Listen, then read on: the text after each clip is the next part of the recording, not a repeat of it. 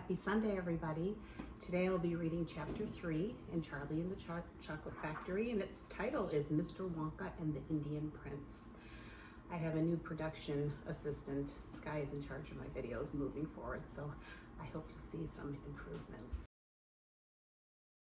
Prince Pondicherry wrote a letter to Mr. Willy Wonka, said Grandpa Joe, and asked him to come all the way out to India to build him a colossal palace entirely out of chocolate. Did Mr. Wonka do it, Grandpa? He did, indeed. And what a palace it was. It had 100 rooms, and everything was made out of either dark or light chocolate.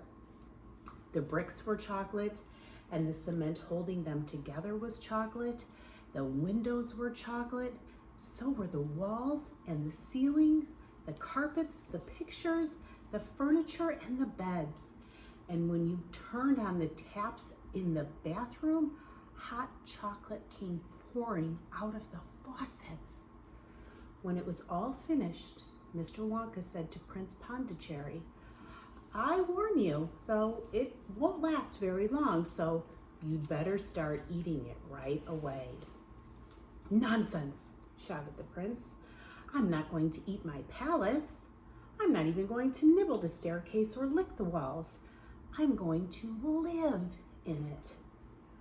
But Mr. Wonka was right, of course, because soon after this, there came a very hot day with a boiling sun, and the whole palace began to melt.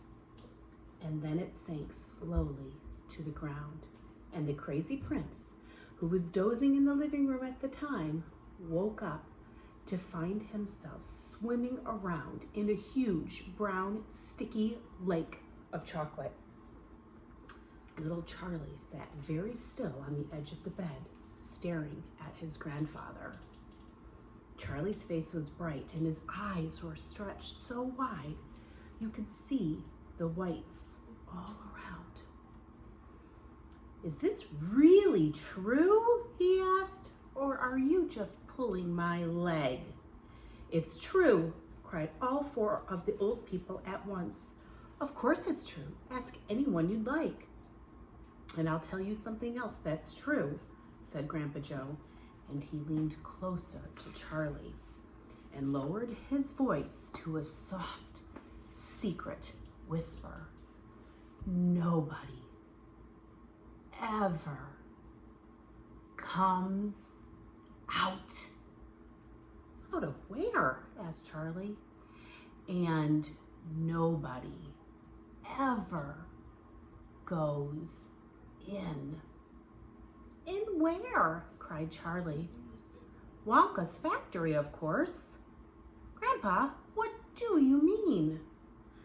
"I mean workers, Charlie." "Workers?" "All factories," said Grandpa Joe, "have workers streaming in and out of the gates in the mornings and the evenings, except Wonka's. Have you ever seen a single person going into that place or coming out?"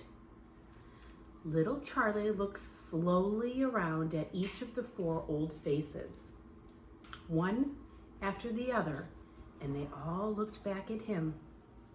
They were friendly, smiling faces, but they were also quite serious.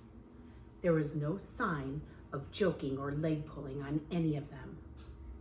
"Well, have you?" asked Grandpa Joe. I really don't know, Grandpa," Charlie stammered. "Whenever I walk past the factory, the gates seem to be closed." "Exactly," said Grandpa Joe. "But then there must be people working there." "Not people, Charlie. Not ordinary people, anyway." "Then who?" cried Charlie. "Aha! That's it, you see. That's another of Mr. Willy Wonka's clevernesses." "Charlie, dear," Mrs. Bucket called out from where she was standing by the door, "it's time for bed. That's enough for tonight." "But, Mother, I must hear." "Tomorrow, my darling." "That's right," said Grandpa Joe. "I'll tell you the rest of it tomorrow evening." And that is the end of chapter 3.